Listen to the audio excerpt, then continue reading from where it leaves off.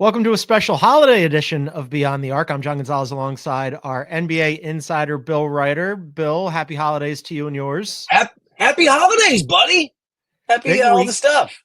Yeah, happy all the stuff. We got a big week. So we thought for this holiday week that we'd do special episode today and tomorrow. We're going to do Eastern Conference gifts, one gift per team Okay.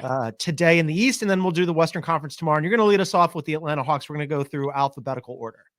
I hope my wife's not watching because I've shopped for every team in the Eastern Conference and I haven't shopped for my wife and kids yet. So that's where Plenty of time. I'll be fine. Everything's open till midnight tomorrow, right? Christmas Eve, is everything open till midnight? Everything you can find in a CVS. I am screwed. All right. So, and you can kind of help me refine this. I'm going to get the Hawks. I wanted it to be a team outing event, like a paintball outing, or a pass to like go to like a fancy bowling place, because Doc Rivers, and we talked about this last week, sort of outed a little bit that Trae Young's getting along better with his teammates. So I checked in with some people in Atlanta, and they said, yeah, like Trae it's a really good vibe with the team. They feel like it's a big part of the reason things are going well, that Trae Young is connected with these guys in a way that he hasn't in the past. It's not really a secret. DeAndre Hunter and Trae haven't always seen eye to eye. Sounds like that's a little bit better. And so I just want to push this along. So when they all open this present, right, when the day comes, there's something they really want to do that gets them together and furthers the team building. So I was thinking paintball, but I'm open to a spa experience. Yeah, a little team building effort. Yeah, I like this because they are playing. They're certainly exceeding expectations for me, at least. I mean, you mentioned DeAndre Hunter; he's probably having the best season, low bar, but probably the best season of his career. And Trae Young has changed the way he's played. I mean, he hasn't been very efficient shooting the ball, but he's been amazing distributing the ball. So, and they've got some good wins this year. I like this for them. This is your Hawks pick is kind of like I ended up with the Boston Celtics, which I think is an HR violation, and I'm going to have to report producer Aaron for sending me the Boston Celtics. What do you get for the team that has everything? Like they have no roster weaknesses. They have an incredible front office. They have a head coach who, while a little touched, definitely understands the assignment. They have an NBA record 18 championships going for their 19th. I mean, like, this is kind of like, I don't know if you're a Seinfeld guy when George makes up the human fund and hands out fake gifts. Oh yeah. Like that's so good. Am I getting them Dunkin' gift cards or like the town on Blu-ray? What am I doing for these guys? They have everything. I don't think they need anything.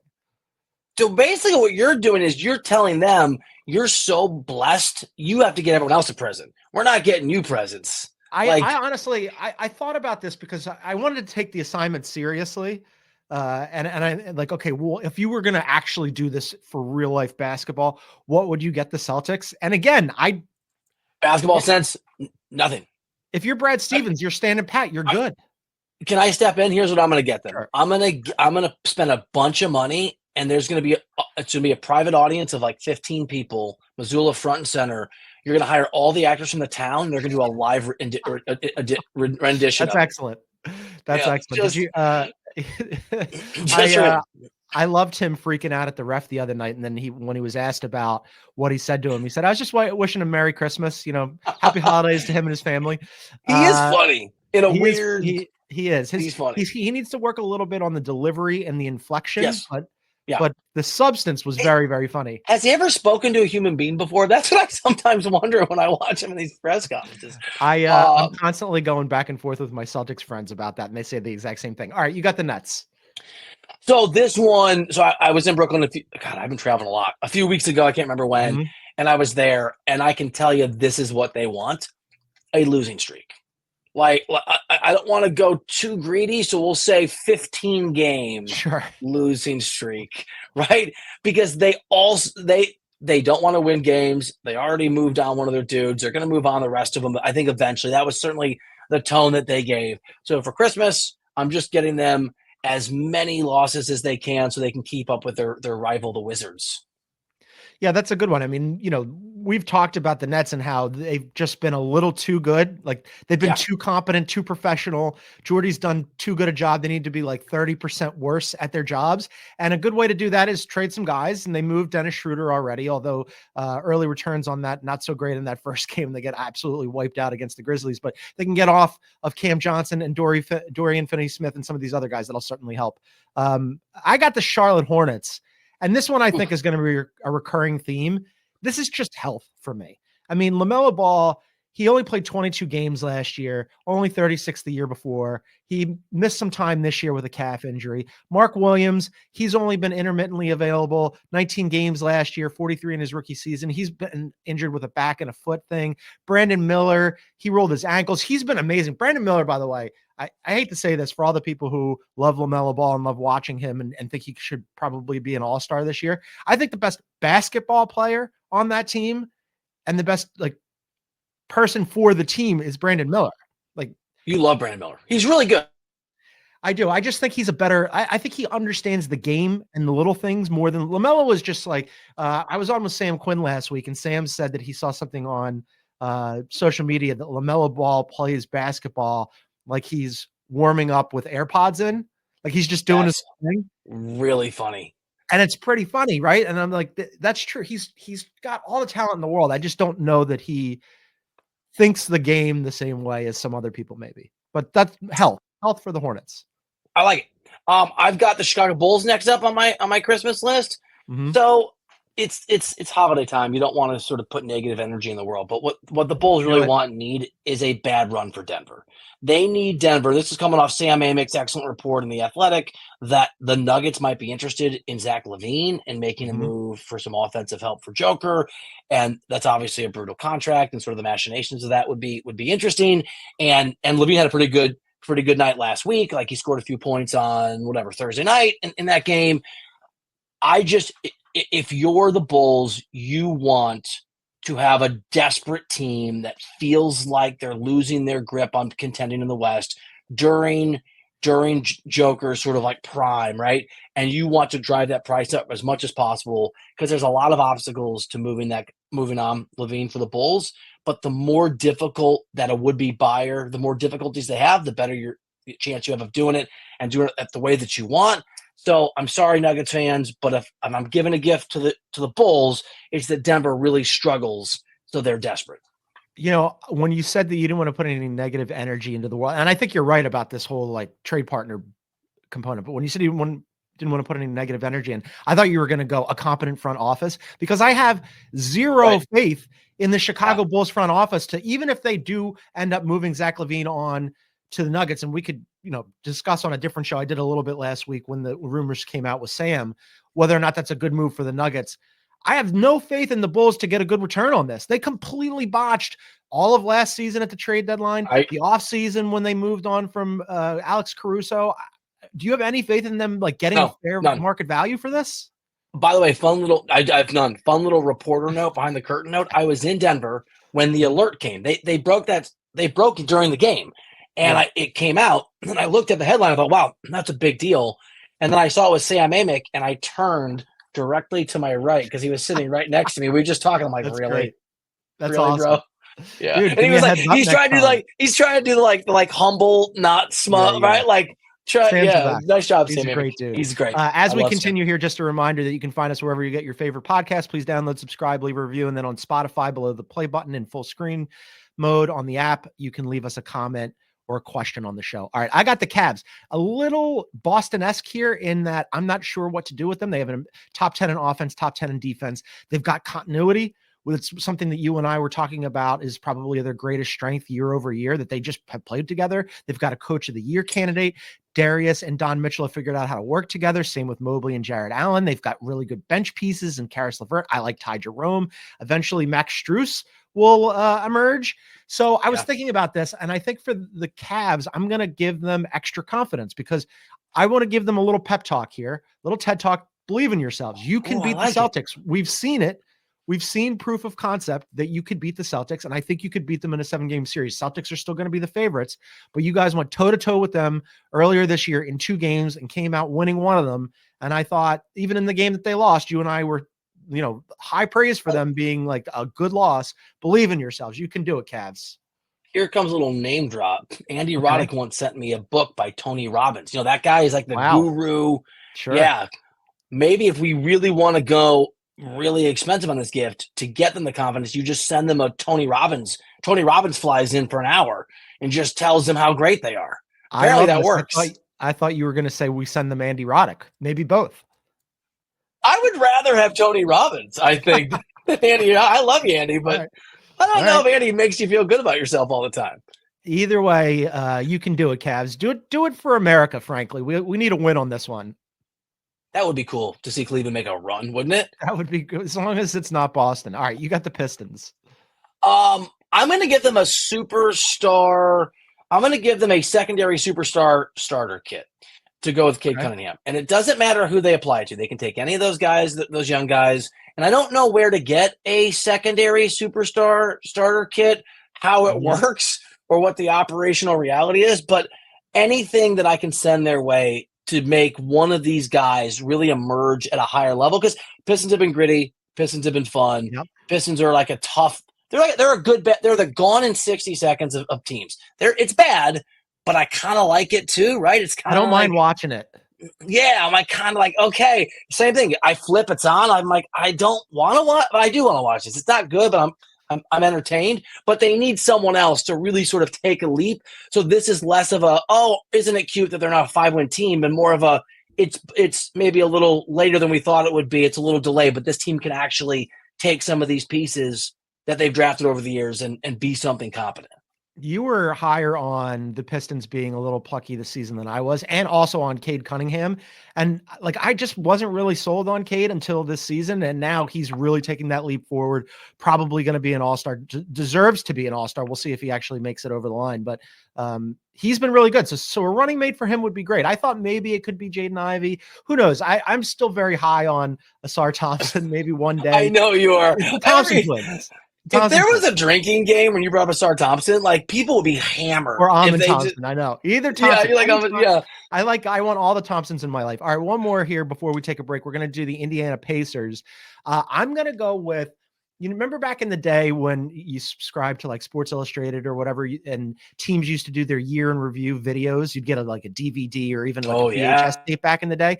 I'm going to get them the 2023-2024 Indiana Pacers, last year's season in review video, because that was a good year for them. They made the Eastern Conference Finals. Halliburton was an MVP candidate before he got basically broken. And now this year, they are not playing as well. I want them to go back and watch what they did last year, because that was a good team, and this team is less good.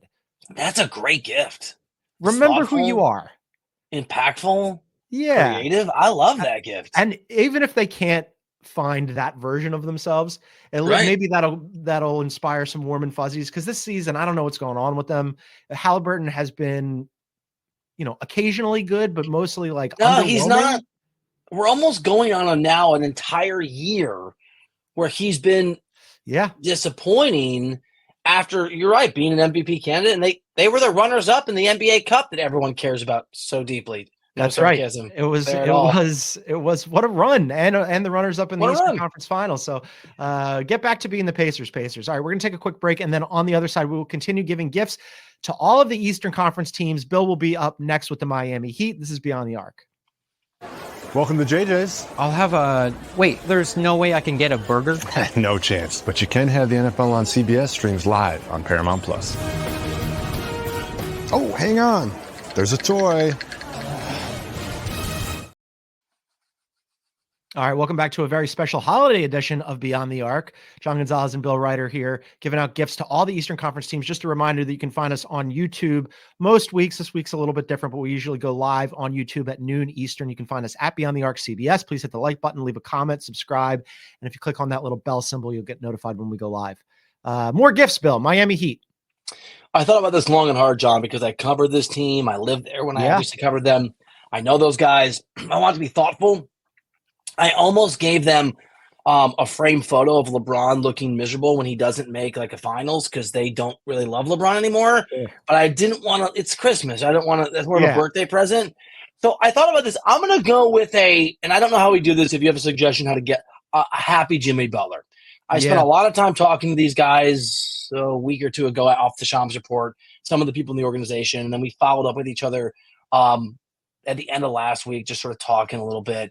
And they really believe that they can compete at a pretty high level in the East, if they can be a top 6 team. And they really believe that if Jimmy Butler wants to be there, is committed to being there. They go on a bit of a win streak that he'll basically, they know that people are going to come for Butler, and they know that it's a viable thing. They may have to trade him if an offer comes in, if things aren't going well, or if he's unhappy. But they sort of sold me on this idea that if they can get right with Jimmy Butler, the contract extension he didn't get notwithstanding, that they think they can be pretty good. That's what they believe. And so I want to send them whatever I can to make Jimmy Butler feel good about Miami. I think that's wins are part of that, so that they can see through what they think is a vision of success that they're not getting credit for. They don't think they get credit for having made whatever it is, 3 conference finals in the last 5 years and 2 finals. They think people sleep on them all the time in a way they say they wouldn't the Denver Nuggets. That's what somebody said to me. If the Nuggets are down. So I want to send whatever I can for Butler to be happy, so the Heat can show what they think is a better basketball team than they get credit for nationally. I mean, they're middle of the pack in the Eastern Conference, but they are a top 6 team as we record this. And I don't think that they're doing anything significant this season, but I do think that they're right that, in the Eastern Conference, other than the Cavs and the Celtics and the Knicks to a certain extent, who are playing really good basketball, especially offensively. Cat was unbelievable in his return to Minnesota last week. The Magic are injured. The Bucks are, trying to figure it out still. I get why they think if we're a top 6 seed, maybe we could make some noise a little bit. And I like a happy Jimmy Butler because I've said to you previously, he's already in the right spot. The Heat is where he should be. He's more valuable to the Heat than I think he would be to any other team if they moved him on to Houston or, Dallas isn't going to have the pieces. I don't really like the fit with Golden State, and I'm guessing they're not going that way anyway now that they went with Dennis Schroeder. I like a happy Jimmy Butler. He's more fun that way, and I think it would be a good fit for them. I got the Milwaukee Bucks. I'm going to go, as I mentioned, the Milwaukee Bucks have been playing much better basketball. They won the NBA Cup. They dug themselves out of a hole.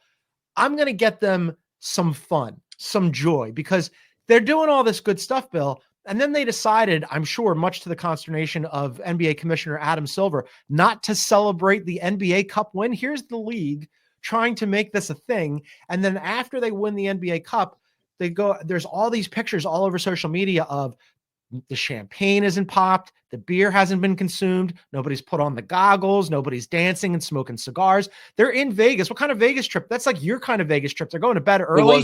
They got sick and they're like, we're going to turn in early. What is, first of all, from the league's perspective, rough. I'm guessing Adam Silver hated that, but also it's okay to enjoy yourself. Have some fun. By the way, if you really want to double up, I wrote a story, as you know, earlier in the year that if the Bucks fell apart, a bunch of GMs were poised. They thought could make a move for Giannis, and the Bucks organization did not. They really love that story that I wrote. If you want to also sign this, I'll get a copy and I'll sign it.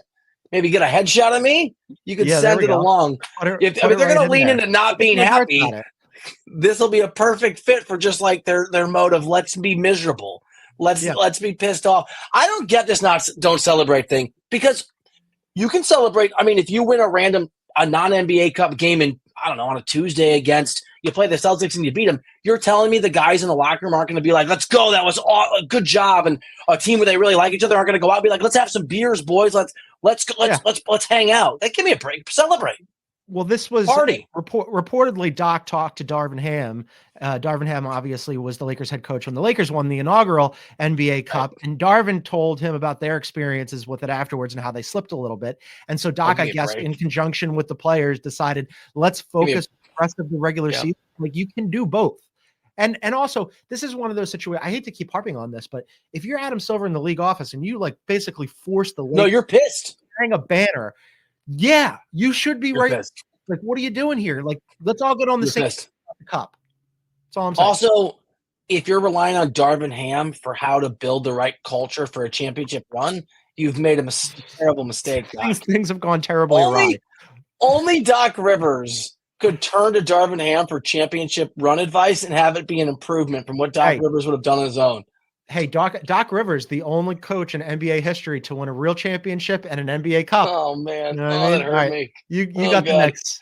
All right, so I'm giving Tibbs a 5-week or maybe a 4-week trip to the Amalfi Coast or Barcelona. I like Barcelona, so that his guys can rest. 3 of the top 10 guys and 4 of the top 13 guys in the NBA in minutes played this year are all Knicks. 3 of the top. I mean, it's all the guys you know. he can't. Here, what's the order here?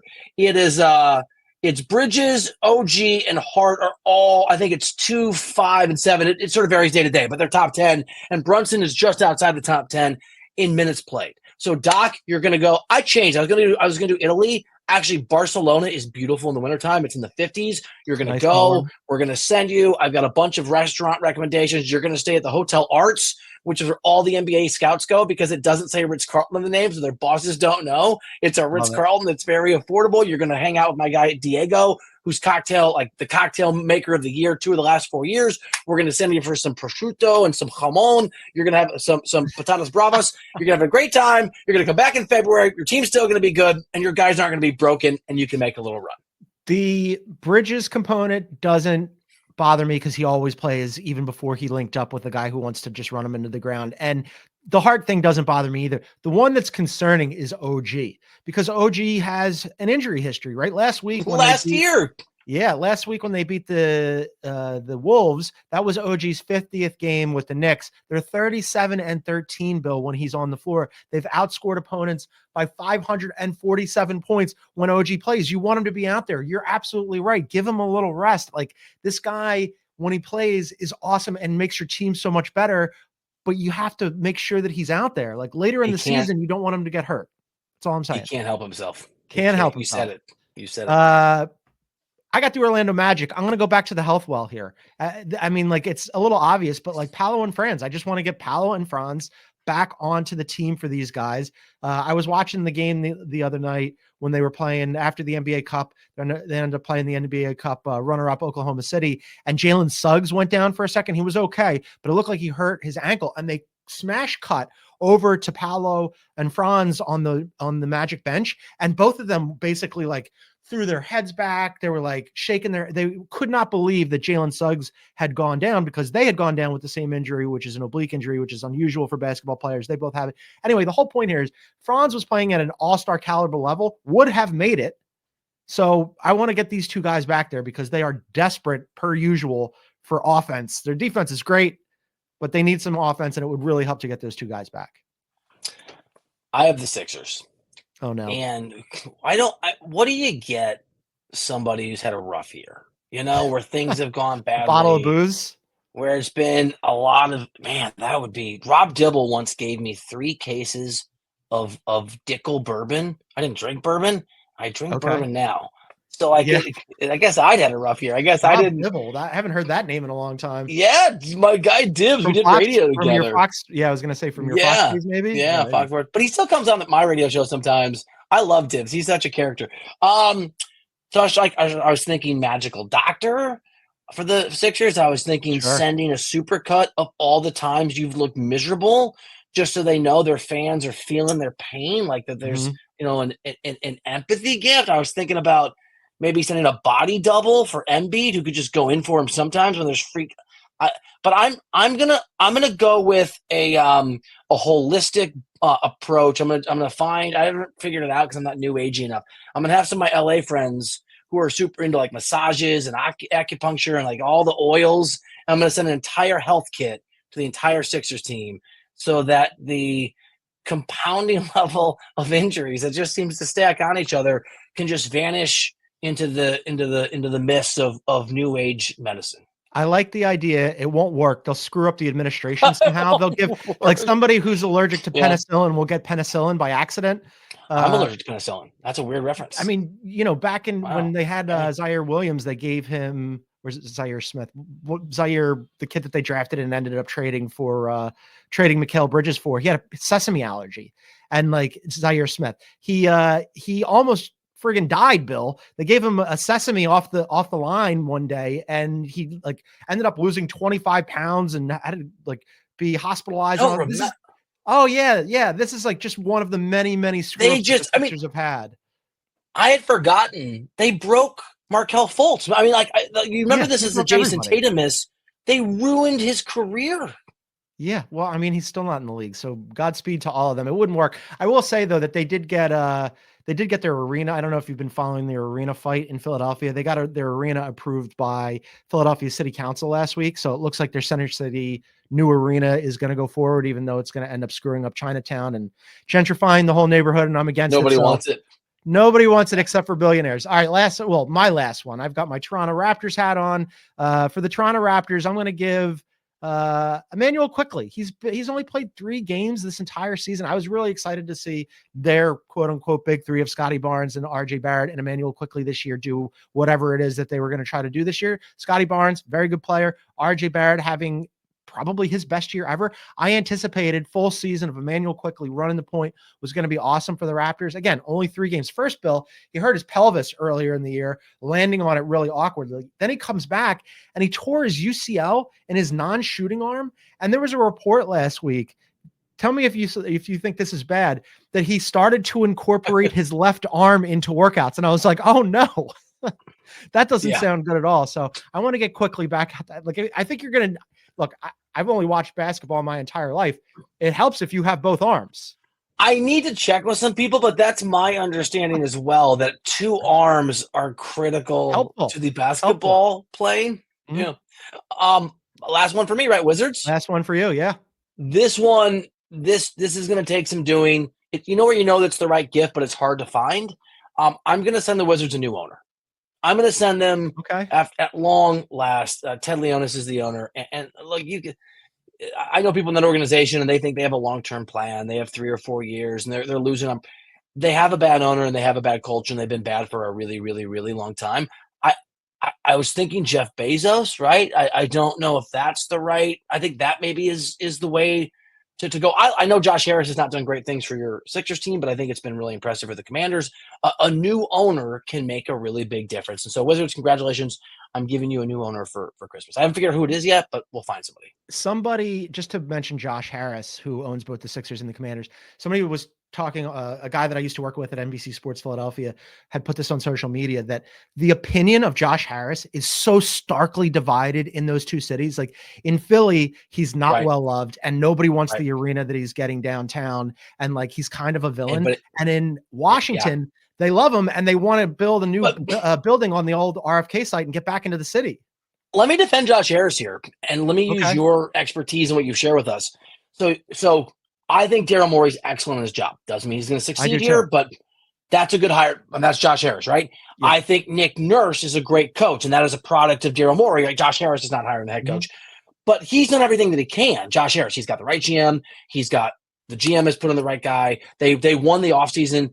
You've just convinced me that they're basically the pet cemetery of basketball teams. Whatever you put there just turns evil and goes bad and kills everything around it. So it's not Josh Harris's fault that he bought a house and then there's pet cemeteries secretly. There's sort of voodoos in the background. So I don't think it's Harris's fault. Going back to when he bought the team, not to like do a whole thing on Josh Harris on our holiday episode, but I will now. He did kind of screw up. Like he got it right by hiring Sam Hinkie, who's one of the smartest people I've ever met, and had a vision. And then like they lost a couple of seasons and like the league ended up putting a hot light on Josh Harris, and Josh Harris freaked out and was like, okay, fine, I'll get rid of him. And he let the league force in not 1, but 2 Colangelos, which ended in abject disaster with the whole Burnergate scandal. And then those wheels off after that. It's hard. So I'll go like on a Christmas edition of an NBA podcast, I'll go Clark Hunt, Kansas City Chiefs, because I know it. When I worked at the Star, I spent 3 weeks with Clark Hunt, actually when his father Lamar passed away, on a story of being an owner. And so I know Clark really well, and I followed his saga. He's the best owner in the NFL now, right? Hired Andy Reid, great culture. And I think this guy's our colleague here, so it's always awkward in the green room. He hired Scott Pioli, who I covered, was a disaster. My point is, owners like players or coaches have to learn how to do the job. So maybe Josh Harris has just figured it out, right? I mean, it takes time. I would like for him to figure it out more with the Sixers and less with the Commanders. But for now, just, go Birds. That'd be a great present for you. From Josh Harris. There we go. Let's do that. Go Birds in the interim. That's going to do it for us on today's show. We're going to be back at it tomorrow. We're going to do the second half of our special holiday edition. We're going to do Western Conference gifts tomorrow. But for now, for our NBA insider, Bill Reiter, I am John Gonzalez. Thank you so much for tuning in, everybody. We'll see you tomorrow.